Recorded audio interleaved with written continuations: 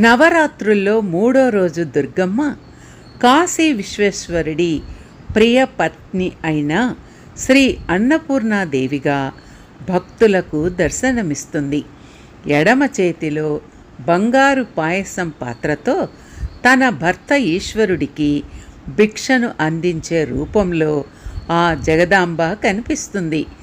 ఆమెను కొలిస్తే ఆకలి బాధలు ఉండవని భక్తుల విశ్వాసం. ఓసారి శివుడు పార్వతీదేవితో భౌతిక ప్రపంచమే కాదు, మానవులు తినే అన్నము మాయే అన్నాడట. ఆ మాటలను ఆగ్రహించిన పార్వతి తన ప్రాముఖ్యతను చూపించాలనుకొని అదృశ్యమైపోయిందట. ఆమె అంతర్ధానంతో ప్రపంచమంతా ఆకలితో అలమటించింది. ఎంతైనా అమ్మ కదా, ఆ పరిస్థితిని చూసి తట్టుకోలేకపోయింది. దాంతో తిరిగి కాశీకి చేరుకొని అందరి ఆకలిని తీర్చిందట. ఇదంతా చూసిన పరమేశ్వరుడు ఆహార ప్రాధాన్యతను గుర్తించి తన మాటలను వెనక్కి తీసుకున్నాడట. అంతేకాదు, భిక్షపాత్రను చేత పట్టుకొని పార్వతీదేవి దగ్గరకు వెళ్ళి ఆహారాన్ని స్వీకరించాడని పురాణాలు చెబుతున్నాయి.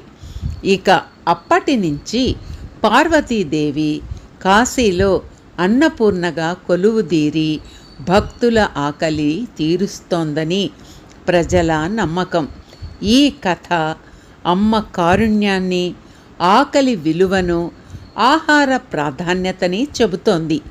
ఈ మూడింటి గొప్పతనాన్ని తెలుసుకున్న వారికి ఎప్పుడూ అన్నానికి లోటుండదని ఆ జగన్మాత తత్వం వెల్లడిస్తోంది.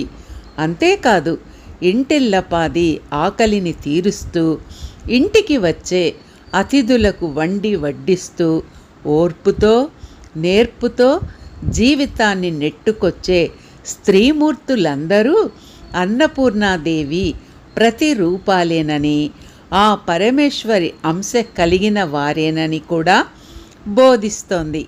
విన్నారుగా, నిజమే.